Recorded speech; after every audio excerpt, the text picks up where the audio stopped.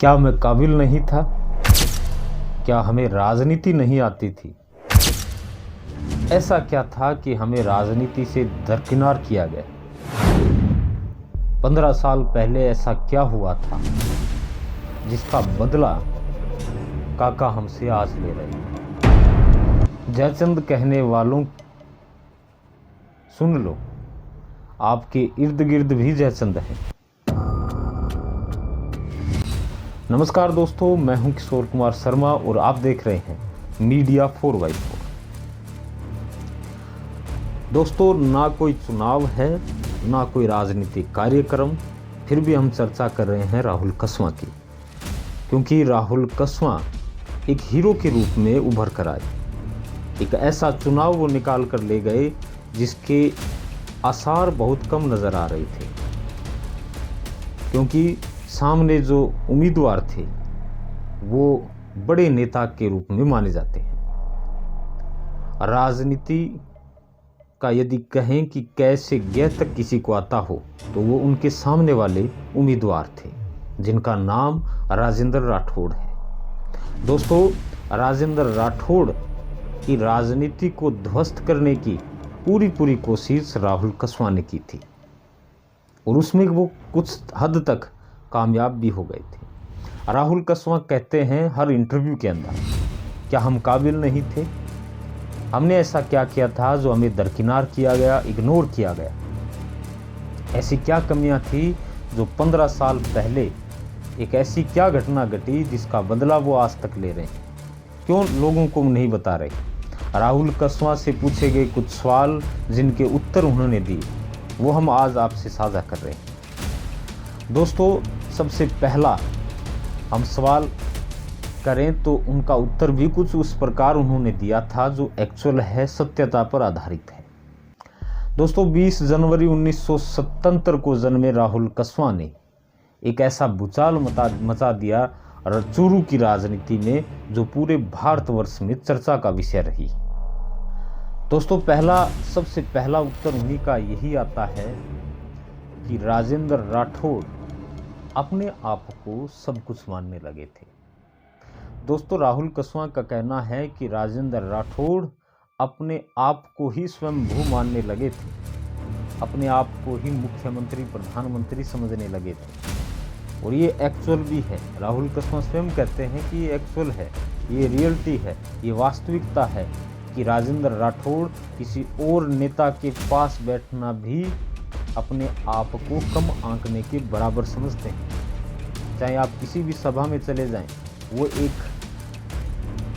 अलग एंट्री के साथ उस सभा में प्रवेश करते हैं जिससे ये लगे कि इस सभा के कर्ता धर्ता और सबसे बड़े नेता राजेंद्र राठौड़ हैं। ये चीज राहुल कसवां स्वयं कहते हैं। दोस्तों, हमने उनसे सवाल किया कि आप राजेंद्र राठौड़ की सभा में क्यों नहीं आए? उनका जवाब था कि राजेंद्र राठौड़ ने मुझे कॉल किया था अपनी नामांकन सभा के लिए। उस एक कॉल के बदले मैं उनके पास गया था। हालांकि उस दिन का मैंने किसी और के लिए भी बुलावा स्वीकार किया था। नोहर विधानसभा में जो चुनाव लड़ रहे थे उनका न्योता उन्होंने स्वीकार किया था और उस न्योते में जाकर वो 3 बजे के लगभग तारानगर पहुंचते हैं नामांकन सभा में। 10 मिनट का समय देकर वो वापस चले जाते हैं। तो दोस्तों, हमने कहा कि आप फिर क्यों नहीं आए? तो उनका सवाल था, उनका जवाब था कि मुझे दोबारा कॉल ही नहीं किया गया कभी, ना मुझे बुलाया गया किसी सभा में। सिर्फ और सिर्फ माननीय नरेंद्र मोदी जब आते हैं तब ही बुलाया जाता है, उसके बाद मुझे कभी कॉल नहीं किया गया। उसके बाद अलग अलग बातें हैं वो निकल कर आती है। दोस्तों, दूसरा हमने सवाल किया कि नरेंद्र ही देवेंद्र है, तो उनका जवाब था कि नरेंद्र और देवेंद्र के बीच लोगों को राजेंद्र राठौड़ दिखा था। दोस्तों, ये एक्चुअलिटी है कि लोगों के अंदर वर्तमान कांग्रेस ने एक ऐसा माहौल क्रिएट किया था पब्लिक एट लार्ज में लोगों को देवेंद्र झाझड़िया के अंदर राजेंद्र राठौड़ नजर आए। और दोस्तों ये तरीका काम भी किया, ये काम कर गया उस राजनीति के लिए जिसमें राहुल कसवां जीतने वाले थे। ये पहले ही माइंड सेट किया गया था, लोगों को इस तरीके से अपनी तरफ खींचा जाए, इसलिए इस मुद्दे को आगे रखा गया, देवेंद्र ही राजेंद्र है। और बीजेपी कहती रही कि नरेंद्र ही देवेंद्र है।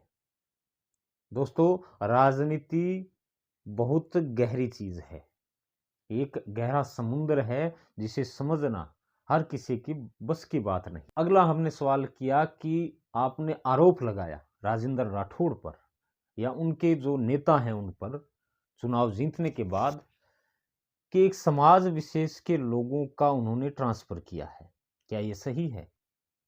और वो समाज विशेष कौन सा है? तो राहुल कसवां कहते हैं उस समाज विशेष का मैं नाम नहीं लूंगा, वो समाज एक किसान वर्ग है और उस किसान वर्ग के कुछ जो कर्मचारी हैं उनका तबादला विशेष रूप से किया गया, ट्रांसफर विशेष रूप से किया गया। ये आपने भी देखा होगा, ये राहुल कसवां कहते हैं। तो दोस्तों जिसका राज है उसका आज है। राज के अंदर यदि आप किसी पद पर हैं या आपका हाथ लंबा है तो आप कहीं भी किसी का भी ट्रांसफर करवा सकते हैं, ये कॉमन सेंस की बात है। जो विधायक बनता है सबसे पहले उस तहसील के थानेदार का तबादला करता है या उस तहसील के थाने के थानेदार को अपनी तरफ खींचने की कोशिश करता है। राजनेता की राजनीति थाने से चमकती है, ये एक्चुअलिटी है, ये वास्तविकता है। हमने उनसे सवाल किया कि आप उन्हें काका क्यों कहते हैं, काका कहने के पीछे बड़ा जो कारण है वो क्या है? तो राहुल कसवां कहते हैं कि ये आपने सवाल जो पूछा है इसका जवाब राजेंद्र राठौड़ साहब से लीजिए कि 2009 से 2014 के बीच ऐसा क्या घटनाक्रम हुआ जिसके बाद से लगातार 15 साल से वो हमारे पीछे पड़े हैं, हमारी फैमिली के पीछे पड़े हैं। पहले हमारे पिता की टिकट कटवाते हैं, फिर मेरी बारी लेते हैं कि राहुल कसवां की ही टिकट कटानी है। मुझे राजनीति से दरकिनार करने की बड़ी कोशिश, बड़ी साजिशें हुई। ये सवाल आप राजेंद्र राठौड़ से करिए। दोस्तों अगला हमने सवाल किया कि राजेंद्र राठौड़ ने या उनके नेताओं ने आपको ही जयचंद कहा। तो राहुल कसवां का जवाब था कि जो जयचंद कह रहे हैं उनके इर्द गिर्द रहने वाले जो नेता हैं वो ही जयचंद है राजेंद्र राठौड़ के लिए। उन्होंने कहा कि जो राजेंद्र राठौड़ के इर्द गिर्द रहते हैं, जिनके एक कहने पर वो बड़े बड़े काम कर देते हैं, उनकी बातों को मान लेते हैं, समाज के अंदर उन नेताओं की रत्ती भर भी छवि नहीं, उन नेताओं को वो अपने पास रखते हैं, जिसी के कारण आज नतीजा आप देख रहे हैं, राजेंद्र राठौड़ हर बार पिछड़ रहे हैं। हर किसी पर विश्वास करना राजेंद्र राठौड़ की अलग छवि होगी, लेकिन इसका खामियाजा भी वो भुगत रहे हैं। उस राजनीति की घेराबंदी से उन्हें निकलने ही नहीं दिया गया। यह आप किसी के मुंह से सुन सकते हैं। ये राहुल कसवां कह रहे हैं कि राहुल कसवां साहब आपकी विचारधारा तो भाजपा से जुड़ी हुई थी, नरेंद्र मोदी से जुड़ी हुई थी, तो अचानक से विचारधारा राहुल गांधी के साथ कैसे हो गई? क्या आप इसको कन्विंस कर पाएंगे? तो राहुल कसवां कहते हैं मैं विचारधारा समाज की रखता हूं, मैं समाज से जुड़ा हुआ हूं और सामाजिक कार्यों को करना ही मेरी विचारधारा है। मैं राजनीति से हटकर काम करता हूं, जो पब्लिक है जो चाहेगी वो मैं करूंगा। जो मेरी विधानसभा में, मेरे लोकसभा के अंदर जितना काम हुआ है, जितनी भारत की जितनी भी स्कीम्स हैं, उनको मैंने चूरू की धरती पर उतारने की कोशिश की है। एक इंटरव्यू के अंदर मैंने ही उनसे सवाल किया था कि आप अचानक से बागी कैसे हो गए? तो राहुल कसवां कहते हैं कि ये शब्द दोबारा मत लीजिएगा, क्योंकि मैं बागी नहीं, मैं बागी कहलाने वाला शख्स नहीं हूं। मुझे इग्नोर किया गया था, पार्टी के जो नेता हैं उन्होंने मुझे इग्नोर किया था। मैं बागी नहीं हूं, मुझे इग्नोर किया गया था, मुझे दरकिनार किया गया था राजनीति से पिछड़ने के लिए। मेरी राजनीतिक करियर को समाप्त करने की बड़ी साजिशें होती थी, हुई भी थी और उनमें वो सक्सेस भी हुए थे, लेकिन मैं संभल गया और अपनी विचारधारा को अलग कर गया, लोगों के साथ जुड़ा, लोगों ने प्यार दिखाया, मैं चुनाव जीत गया। तो दोस्तों, ये कुछ सवाल थे जिनको आज भी बहुत से लोग हैं वो नहीं जानते होंगे। सच्चाई से रूबरू करवाने की हमारी ये पहल है। हर बड़े नेता की कहानी गहराई तक जानने की हम कोशिश करते हैं, एक बड़ा रजिस्टर रखते हैं, उसमें उस कहानी को लिखते हैं, खंगालते हैं कि क्या थी सच्चाई, क्या कहना चाहते थे, लोगों को सही से समझ आए। इंटरव्यू में आप नहीं समझ पाते होंगे, लेकिन आज की जो कहानी है, जो हम और आपके बीच में है, इस कहानी को आप जरूर समझ गए होंगे, जो सत्यता है, बिल्कुल सच्चाई पर है। दोस्तों, आज की कहानी आपको कैसी लगी, कमेंट के माध्यम से आप राय जरूर दें। नए हैं तो मीडिया 4x4 को जरूर सब्सक्राइब करें। आपके राइट साइड में रेड कलर का एक बटन होगा, उसको दबाएं। बेल आइकन, एक घंटी का निशान है, उसको भी दबाएं, ताकि नई जो घटनाक्रम है, नई सच्चाई है, नई कहानी है, वो आए और आपको तुरंत पता चल जाए। कमेंट के माध्यम से भी आप बताएं कि इस जो सवालों की कड़ी है वो वाकई सच्चाई पर आधारित है। कौन से सवाल आपको समझ नहीं आए वो भी हमें कमेंट करें। कौन से सवाल में ज़्यादा सच्चाई दिखी आपको वो भी हमें कमेंट करें। आज के लिए बस इतना ही।